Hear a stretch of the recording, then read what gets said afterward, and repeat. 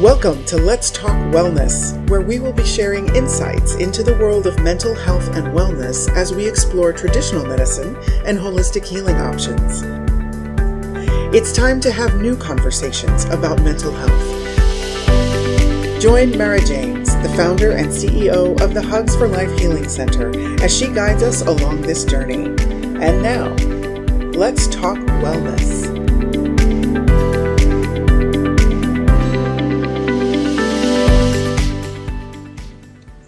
Welcome to Let's Talk Wellness, where we will share insights for healing, understanding, growth, and spirituality. My name is Mara James, and I am the founder and CEO of the Hugs for Life Healing Center, a division of the Extraordinary Lives Foundation, a nonprofit organization whose mission is to improve children's mental health and wellness. Hugs for Life Healing Center's goal is to bridge the gap between medical professionals and accredited holistic healers. I'm excited to introduce you to our guest today, Dr. Kenneth James, OBGYN in Orange County, California, who also happens to be my husband. Hi, Mara. Hi, honey. So, 7 years ago, this month, May, I experienced a manic episode and was diagnosed with bipolar disorder.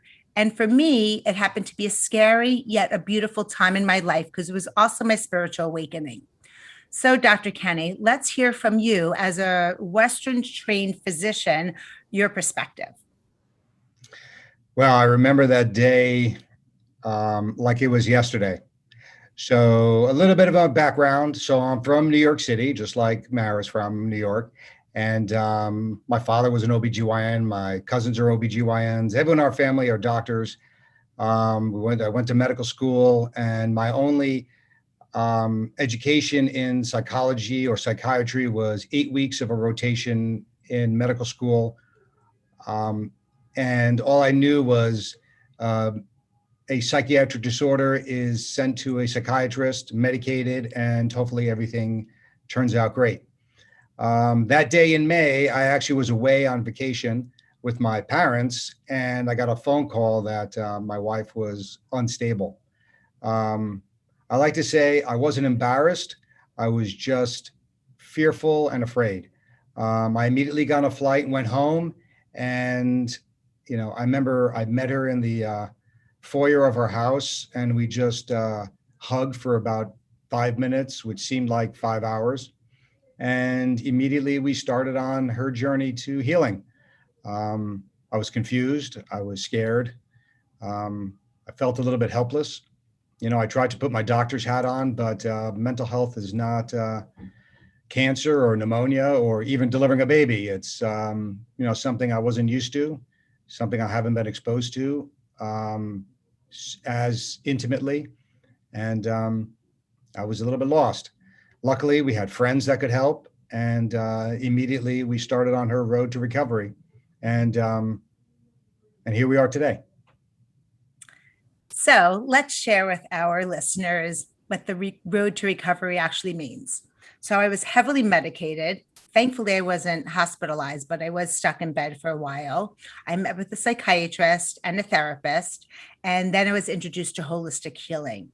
And it was really a combination of these healers, so these, as well as my Western trained physician, that was able to stabilize me and get me onto my healing journey.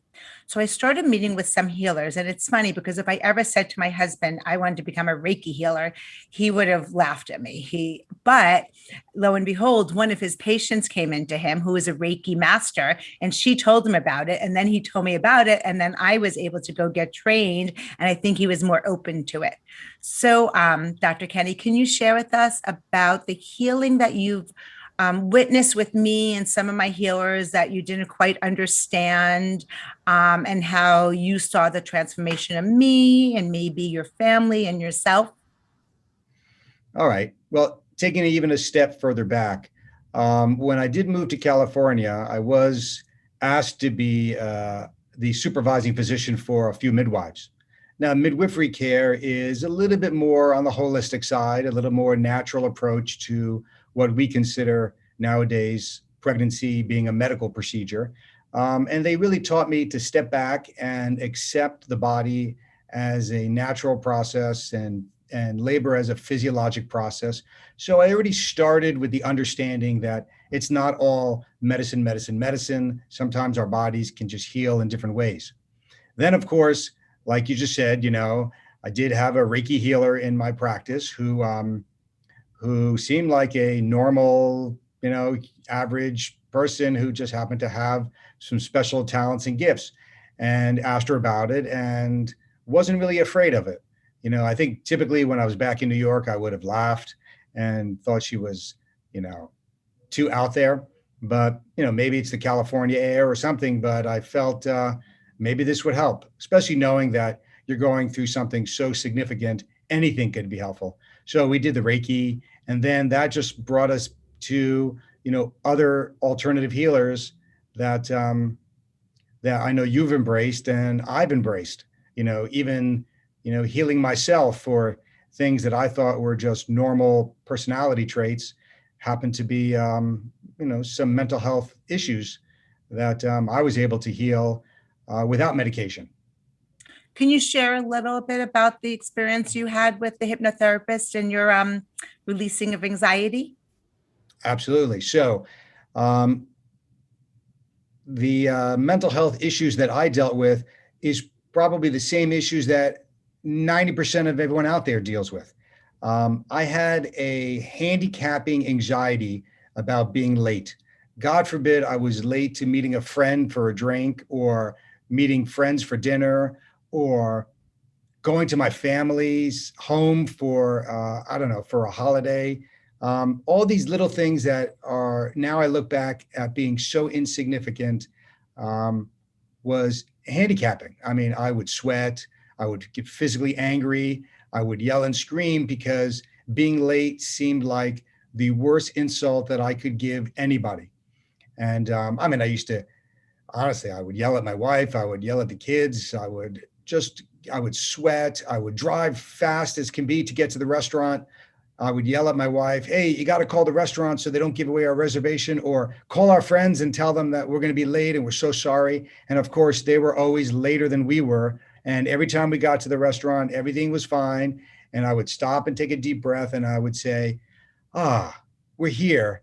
Let's have a great evening, right? Now that we made it. And then my wife wouldn't talk to me, or you wouldn't talk to me. Our friends didn't know the difference because they didn't care. But to me, when you're finally there, I felt better. But anticipating to get there on time, it was overwhelming. Forget going to the airport, having to get there 4 hours in advance. God forbid there's traffic or long lines at security, or the gate changes and we're going to be late. I mean, missing a flight would have been, a step close to suicide. It was really that overwhelming. And really, and that's exactly how I felt, not to put that word in this vocabulary, but it was overwhelming, the fear I had. And so Mara, you convinced me to go to see Corey, who's a hypnotherapist. And I went. Listen, I've seen psychologists in the past for other just, emotional issues and coping mechanisms, dealing with changes in my life and my career and my family. But 45 minutes after I met with Corey, I felt, relief. I mean, I'm actually welling up with emotions because it changed my life. I really was a different person. And I'm not making this up. You can ask, 15,000 patients that I've talked to about, and the thousands of people that I've sent to Corey for issues, whether it be PTSD from a prior delivery, from fear of going into labor, fear of having a baby, fear of anything, anxiety about meeting friends, anxiety about getting married, anxiety about having kids, anxiety about medical issues, anything. I mean, you could be adolescent, pre-pregnancy, pregnancy, post-pregnancy, menopause. I've sent so many patients who just have this fear and anxiety that will not take medication, that will not go to therapy, who I've convinced because of my own experience that they can be healed and without being sedated, right? Not that all anti-anxiety medicines sedate you, but people are afraid that the medicines will make them different, take away their personality. I say, Anxiety is not a personality trait, it's a personality flaw. And your real personality will come out when you don't have anxiety anymore. So that was my journey. It's been over 5 years. I feel amazing. I have no fear. We're going to the airport tomorrow for our son's graduation, and flying to Tampa. And I have absolutely no fear. If I'm late, I'm late, you know?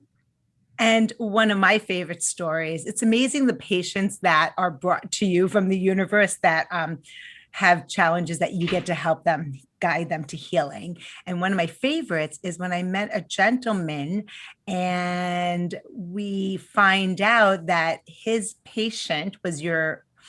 wife was your patient, and that when she was pregnant, she was talking to you about her husband who's having panic attacks, and that you didn't even refer your patient, but you referred your patient's spouse to go see one of the healers, and it transformed his life. And he was actually able to heal his panic attacks. So it's just so profound. Yeah, you don't realize how many people you can heal by healing yourself. And, Right. and definitely learned that there's other ways to heal besides just traditional medicine, like I learned, 25 years ago in medical school. So at what point after my episode, because I remember there was a lot of fear and panic that you had, and you were always fearful that I was having another episode. And if I started acting really excited, you're like, you're manic. At what point did you actually, or do you still feel 100% comfortable that I will never experience that again and that I have healed? Or do you still live in fear, or did you actually at some point make that transformation? Well, I mean, I'm not going to say 100% you'll never have another episode, just like nobody can be 100% that they are cured. But no, I don't live in fear that you're going to have an issue. I mean, I do probably tease you sometimes, because if you are excited about something, I don't fear that you're going to have a manic episode, but I probably, inappropriately tease you about it. But no, I mean, I know that you're better. I know that you're healthy. I know that you're healed. And but I also know that if you are, falling into a trap, I know how to heal it. We have a list of people who I know can snap you back into, back to where you should be. Back to reality, grounded. So that is just wonderful. So what is your thought? I always have a philosophy, but I'm not trained. I have an undergraduate degree in business and psychology, but that's it. So I personally feel that on my healing journey, a lot of it was healing my inner child. And as you know, my really, really strong resentment towards my dad, who is now 99 years old.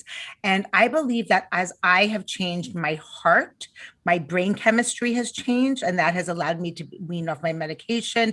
What are your thoughts? Do you think that it's possible that by healing emotions, you could actually change the brain chemistry?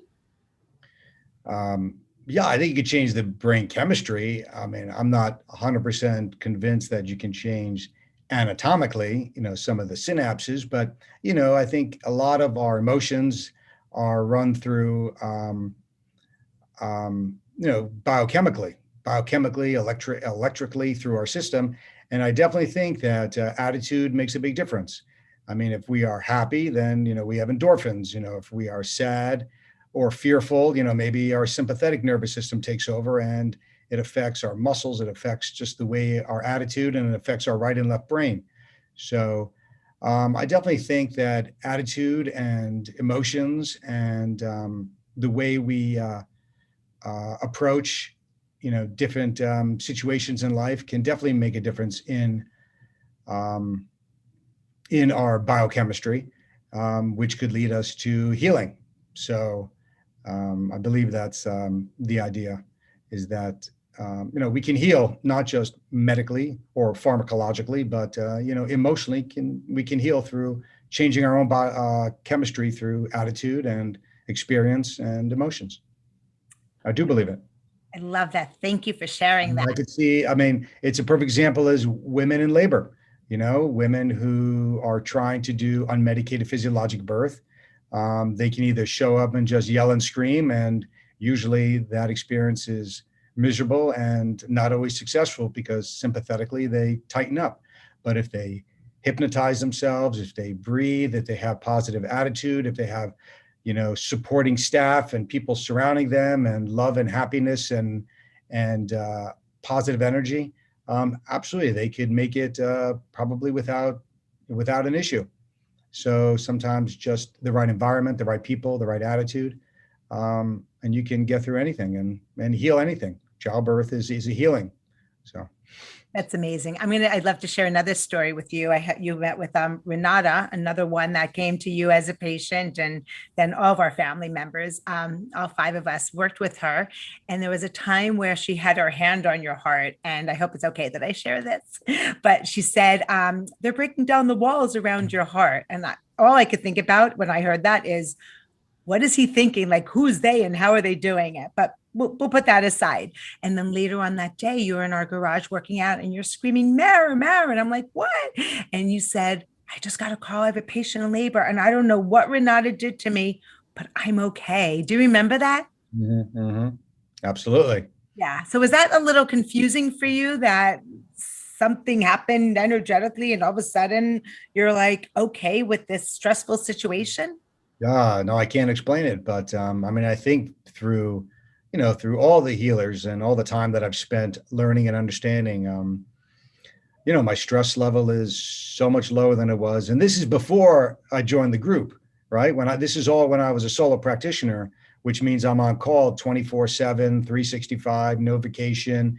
Every patient is mine. I felt incredibly responsible and, God forbid I wasn't there for somebody. It was overwhelming and devastating. And you're right. I felt better. There's on one of the meditations that I listen to every morning before I go to work, it says, thanks to Corey, it says, the world will still revolve without you being such a big part of it. And, that day I, was the awakening where I really understood that I don't have to be there every second of the day for every person that I know, whether it's patients, friends, or family.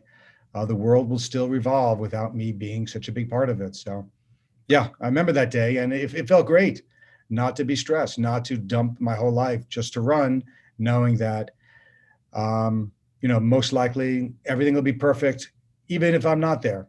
I remember before we left New York, we were living in the suburbs. And I was on call and my drive to the city was 30 minutes. But this day I woke up at 2 a.m. with somebody in labor and there was easily a foot of snow on the ground. And I got in the car and I raced into Manhattan and it probably took me over an hour. And I remember doing, 360s on the Bronx River Parkway, driving into the city saying, thank God it's 2 a.m. because I'm rushing. I got there by 4 or 5 o'clock in the morning and she delivered at 7 p.m. And so I rushed all the way, risked my life just to do nothing. I wasn't even needed, but I felt like I was. Now I know that life will still revolve. The world will still revolve without me being such a big part of it. And I love your honesty in that. Thank you so much, because a lot of the healing is actually, there are a lot of tears and there's a lot of pain. And as we're talking about the ego and for you to say like, I wasn't needed, that goes really deep, because to know that like we're not needed and that the world revolves around us is, it could be kind of an emotional thing, but then to just have the freedom of, removing the layers of the emotion, if there's anger, resentment, pride, grief, and just being that peaceful heart and soul is so profound. So I really appreciate you sharing that with us. Is there anything else that you would like to share with our listeners that are out there? I have so much I can share. I talk about this every day. I think the biggest issue when it comes to approaching mental health disorders, of course, as you always say, it starts with the child and it evolves as an adult.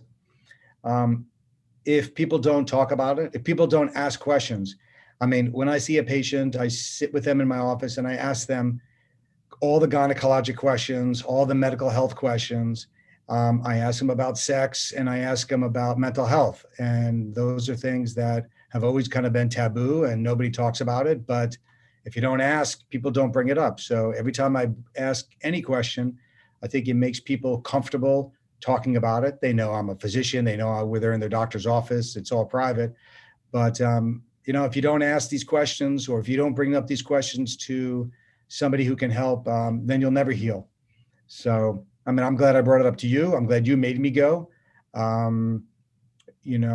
We're trying to, open it up to family and friends and, not just the patients that we see, because the patients I see are just, limited.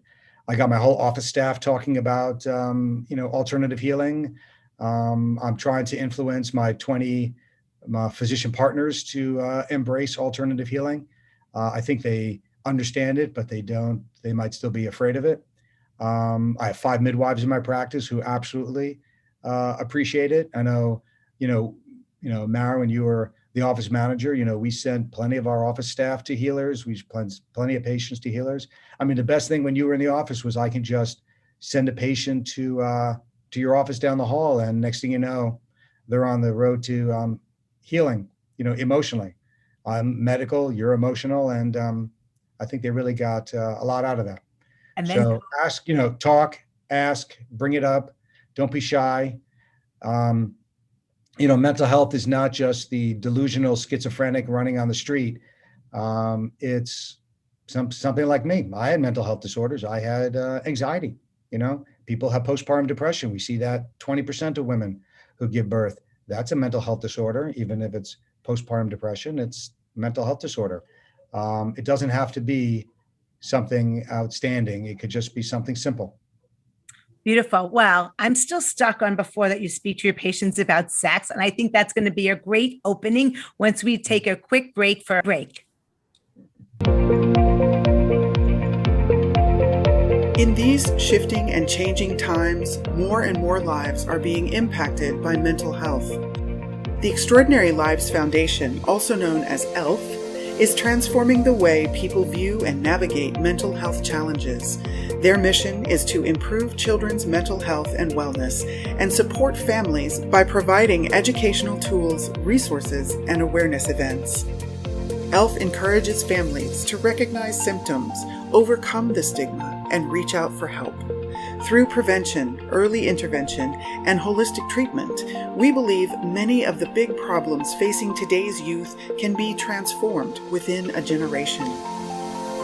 Extraordinary Lives Foundation is excited to offer the Hugs for Life Healing Center, growing a worldwide network of approved holistic healers and bridging the gap between traditional and complementary healing options.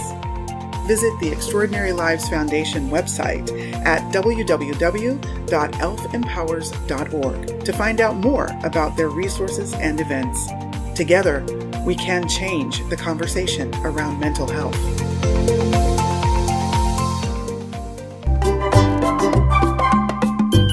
We hope that you're enjoying today's Let's Talk Wellness podcast. And if you have a topic that you would like us to explore, we would love to hear from you. Simply email us at info@elfempowers.org. That's info@elfempowers.org. And now, back to the show. Welcome back to Let's Talk Wellness with my husband and our guest today, Dr. Kenneth James, OBGYN in Orange County, California. So, Dr. James, Dr. Kenny, or Honey, you said that you speak to your patients about mental health and about sex. Let's start with the sex part. What do you mean that you speak to them about sex? Well, like I said, after I do my intake and ask them the appropriate gynecologic questions, I always ask them, how's sex? Is it pleasurable? Is it painful? It's easier to start with the is it painful? Because that talks about anatomy and physiology. And then we talk about pleasure, and then I try to get them to open up about how they feel about having sex. Is it pleasurable? Are they communicating with their partner? Is it satisfying for what they want it to be? And then, that also blends into contraception and family planning. But a lot of it, and anatomical, physiologic, menopause, premenopause, et cetera. But I bring it up because it's important, not just gynecologically, but physiologically, emotionally, spiritually, what have you. It's part of my practice, and if people don't talk about it, then they never talk about it. I know that sounds silly, but you never get better. If I don't bring it up, then they'll probably never bring it up, and then they might live a miserable sex life for the rest of their life. I love that. And I love that because there are a lot of mental health issues that can affect one having sex or feeling pleasurable, right? Whether there may have been some childhood trauma, or if they're holding on to anger, resentment, or they don't feel deserving of it. So that's wonderful. And when you bring up to your patients about mental health, are they open to it? Do they feel defensive? How does that work? Not at all. Sometimes it just depends on how you bring it up. I mean, I don't say things like, "Are you depressed? Are you fearful? What's wrong?" I talk about, I say things like, "How you doing? Are you happy? How are your kids? How's your husband? How's your relationship with your husband? How's your relationship with your family? Are you at a place where you're happy? Do you enjoy doing the things you like to do?" The simple questions that can probably just be read out of a questionnaire. I just ask them just routinely. I mean, it's conversation with your doctor. It's like going to a party and talking to a friend who says, "How you doing?" But, probing a little bit further. So, how's work? How are your friends? Have you gone out to spend a little time just enjoying yourself? How did you survive through the pandemic, et cetera, things like that. So, just try to, more than just break the ice, really get them to talk about, how they feel. And if you talk about how they feel, then it's easier to understand if they need to go to the next level of seeing a professional. So, like I said, back with the sex, I mean, if they find that it's unpleasurable and they are, having a hard time communicating about it, well, why not refer them to a therapist who can help open up the lines of communication with their partner? If they're feeling sad or depressed, open up lines of communication with their partner and their friends, and do some therapy. Now everything's online anyway, so how easy is it to just FaceTime a therapist or telemed a therapist? I mean, I do telemeds, every week, and patients love it, and they're open to it, and it's still face to face. So that is so wonderful that you start the conversation. And we are in May, which happens to be National Mental Health Awareness Month. But I always say every day should be National Mental Health Awareness Day because it's so important. And I also love, me, I'm all about healing because my life changed. I grew up with so much anxiety and 100% fear. And throughout the 7 years of growing and healing and transformation, I am now at a place of peace, faith, love, and trust. And it feels so great that I just want to spread it. And I love that my husband is doing that with his patients. And I just hope that more physicians will continue to do what you do and not just send the child or the adult to have medication, but also guide them into actually doing the healing process. So thank you. That is so beautiful. So I'd now like to take a little shift and talk about one of our wonderful yet challenging children who has been one of the greatest teachers of my life, our 22-year-old who was diagnosed with Asperger's and ADHD at the age of 6. And I believe that he's been one of our greatest teachers, not just mine. And I truly believe, so when I was diagnosed with bipolar disorder, an Eastern trained acupuncturist said to me, Eastern philosophy says that if you are diagnosed with bipolar disorder at 13 years or older, you have a strong resentment towards somebody. So I was 48. My dad was 92 at the time. And I realized, oh my gosh, I resented my dad the whole time. I just figured that he changed because he's older. Oh boy, was I wrong. And then I just truly feel that if you and I didn't take some parenting courses and the wonderful course with Deborah Deborah Ann about teaching us that children want to do well if they can, and that we came from a place of like we became less egotistical and more compassionate and sympathetic towards our son. I believe that if we didn't, he would have become bipolar because he would have built up that resentment. Any thoughts on that?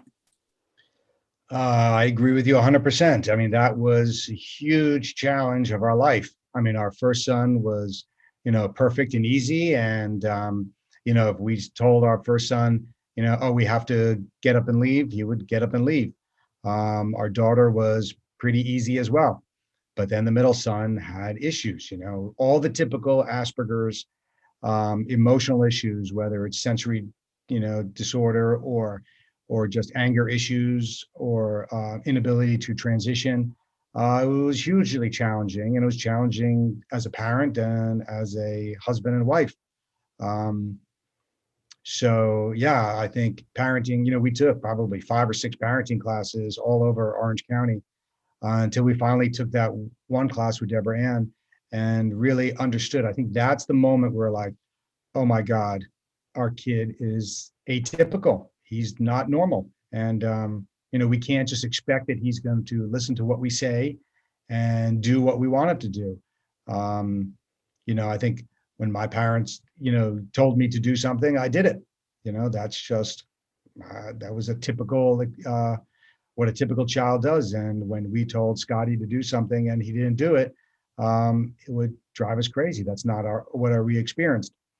But we understood that between bargaining and accepting and understanding that he had mental health challenges, we became better people and better parents and more compassionate towards other people, and got rid of the ego and the embarrassment and didn't even care. I mean, like I said, I well up every time I think about it, knowing that when he was 5 and we didn't hug him since he was a baby because you couldn't touch him. The t-shirts and the arms in the shirt and the cutting off the tags and the outbursts when he wouldn't listen or didn't want anything to do with not with us but with whatever activity we were doing. That was hard. I didn't know how to deal with it, so I did what every other typical male parent probably does, is just go back to work, ignore it, or any parent who doesn't know how to deal with it, they just let him stay in his room and play on the computer while we go do something else. But so as far as him being a teacher for us, I mean, he taught us compassion and patience and checking the ego at the door and understanding that people are different and that there is healing. I mean, look at all he accomplished. I mean, he went from, not wanting to do anything to, graduating college, and going on to grad school and, going to live on his own and have a productive life. And he's got great friends. I don't know, it really shows that people evolve. But I think it takes a lot of nurturing and parenting. And I think the two of us really stepped up. I also think that I know a lot of it with me healing my relationship towards my dad and letting go resentment has helped my relationship with my son. And it's amazing because there are times when, just the other night, the 3 of us were having dinner, and if somebody else was in the house, they would have thought our son was being so disrespectful. But when our son is feeling anxious, maybe about waiting to get into his school or about moving across the country, that I need to really allow him. I try not to push his buttons. And if he says to me like, shh, or shut up, I could respond and we could start this, or I can kind of just ignore him.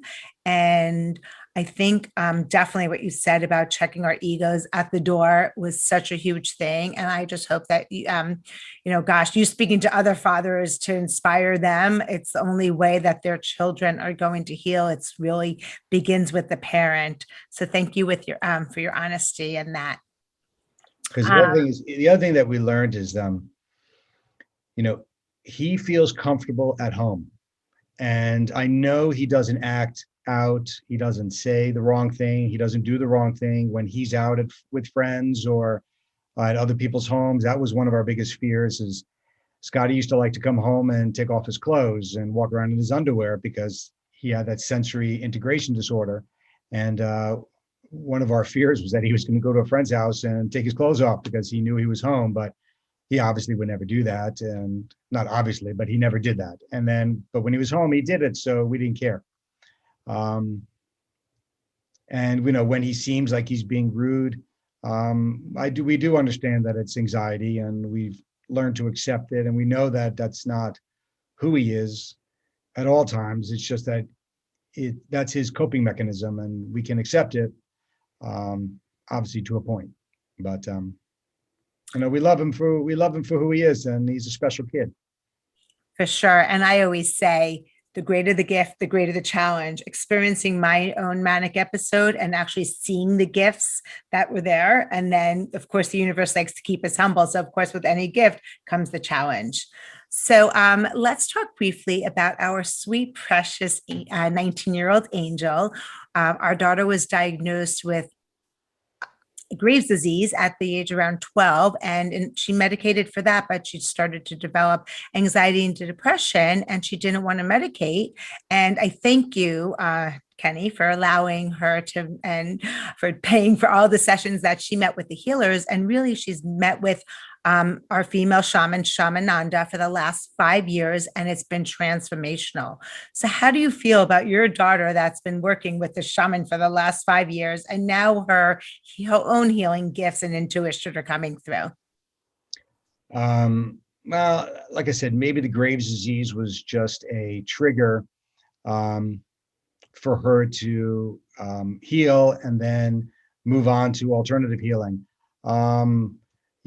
I don't care if it's a shaman or Reiki, or if it's, hypnosis or body talk, what have you. I mean, there's so many types of healing out there that work for different people. So the shaman is cool. She's brilliant. We love her, and, Lexi loves her most importantly, and she feels comfortable and, feels like she's evolving. So how great is that? She's on a career path, in cosmetology school. She's going to have an amazing career, and most importantly, she's happy. So, what else do we want from our kids than to be happy? And if you're happy, you're successful. So that's all we care about.